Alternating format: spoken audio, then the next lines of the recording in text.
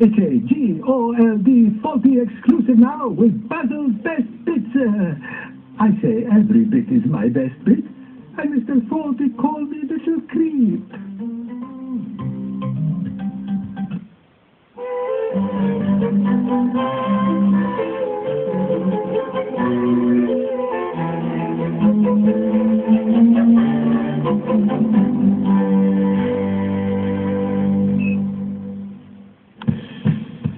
Welcome to a Fawlty Towers exclusive.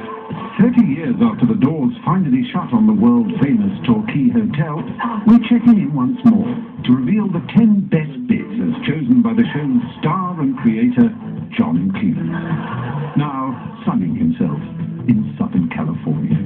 If someone stood me against the wall and said they were going to shoot me if I didn't say what was my absolutely favourite one, I would actually say, Along the way, as John picks Basil's best bits, we'll be revisiting the shows episode by episode to find out why Fawlty Towers has stood the test of time. Fawlty Towers survives because it's brilliantly made, brilliantly written, immaculately performed, precision comedy. If this was back in the States, I wouldn't board my dog here. What really? It was beautifully written and beautifully directed, and John, Connie and Andrew are wonderful people to work with. You're only single one. fights can be arranged. We'll also be talking to cast and crew about their favourite moments. If you ask anybody, and it certainly is one of mine, is the Germans. I don't think you can beat that moment. Would you care for a rat? Would you care for rats? Not rats. Feeding Siberian hamster. Well, of course it's a rat. You have rats in Spain, don't you? What did Franco have them all shot? My favourite line of all, I'm a doctor and I want my sausages.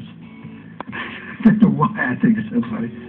Look, I'm a doctor. I'm a doctor and I want my costume. I tell you, he's finished. That's extraordinary people still say it. I mean, everybody loves sausages. Maybe it's that simple. And a cavalcade of very special celebrity fans celebrates the bits they love the best. Go away. I do like the Lord Melbury one because it exposes Basil for what he is. I think it is him waking up in hospital and looking at us and going, My God, you're right now. "Don't mention the war!" Serving a trifle for a duck. He just puts his hands in and separates this whole cake out.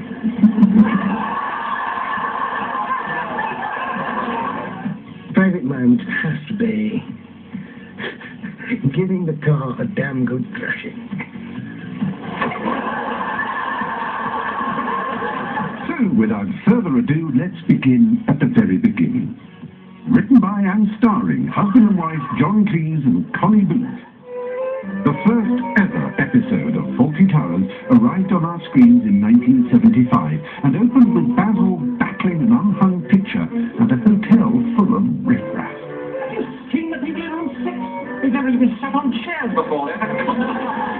The day isn't going well for our hapless hotel manager, but then a certain Lord Melbury checks in.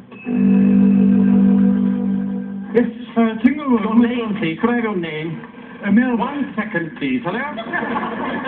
Ah, yes, Mr. O'Reilly. Well, it's perfectly simple. When I asked you to build me a wall, I was rather hoping that instead of just dumping the bricks in a pile, you might have found time to cement them together, you know. Fawlty is talking to the builder, and then he notices that the guest who's signing in has only signed his surname. Would you put both your names, please? Well, will you give me a date? I only use one. You don't have a first name. No, I'm Lord Melbury, so I simply sign Melbury. Go away.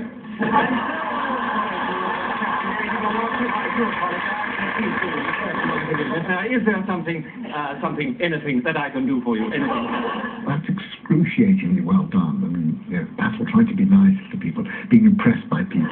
Yes, well, I have filled this in. Oh, please, don't bother with that. Now, a special room, a single, a double, a suite? It was almost too embarrassing to watch Basil's snobbery. He always is falling over people who have a sir or a lord or in front of their names. It's very funny how much that means to him. Just a single. Just a single, absolutely. absolutely. How very wise, if I may say so, Your Honour. With a bar? Oh, naturally. Naturally.